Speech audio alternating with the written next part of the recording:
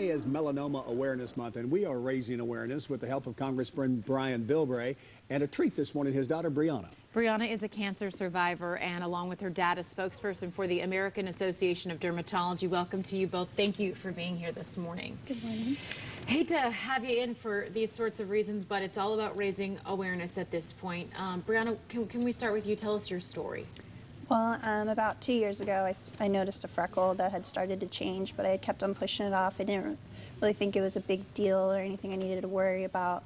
And I did take care of it about 9 months later, and it had gotten big and ugly. And my doctor took one look at it and said, "This is bad," and did a biopsy and rushed it to pathology, and it came back positive for melanoma. And they said it was a severe melanoma, a very deep melanoma. So then what happened? Well, it happened all so fast. I met with my oncologist the following Monday. This was Friday when I got diagnosed. I met with my surgeon on Tuesday, had PET CT scans on Wednesday, met with plastic surgeon for reconstructive surgery on Thursday, and then surgery on Friday. It was just bam, bam, bam, super fast, because with melanoma, days matter. And about 3 days later, I had another surgery to take more because they found it in my lymph nodes. And after I healed from that, I started chemotherapy for 4 months. Congressman, we've been with you throughout this thing. When you first told us when this all went down, you, even before she ever had melanoma, were kind of aware of everything going on, and then kind of helped diagnose, didn't you? Well, because of my, surfing, I was a lifeguard, my personal lifestyle being out in the sun, I had been involved with the Melanoma Foundation, done commercials and public relations information spots. In fact, I actually had a form of skin cancer and had my lower lip removed. And in fact, Briana and I went to our appointment to the plastic surgeon together, father-daughter kind of thing. So, yeah, it was something I was aware of, but that was because of my lifestyle. But looking at long-term exposure, when you think about this, you think, eventually I'm going to have a problem with skin cancer. I understood that. You didn't think your kids. Right. And this is the big one. Your small children, you really got to get back to understanding to protect them. I remember when I started school in Australia, all of the school uniforms had a broad brim hat to try to control that. We don't think about our kids. One bad sunburn will bring melanoma. And this is what's so deadly about it. Unlike what I got, long-term exposure, those cancers tend not to be so deadly.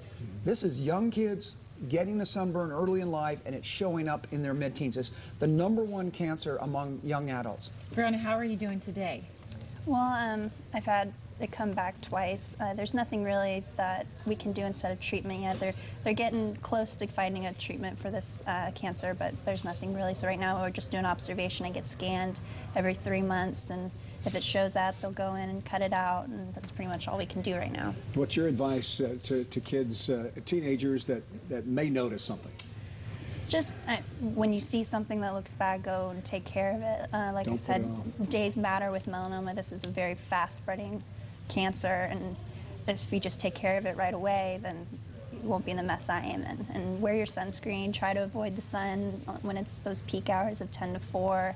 Just be smart about it. Don't have the mentality that it won't happen to you.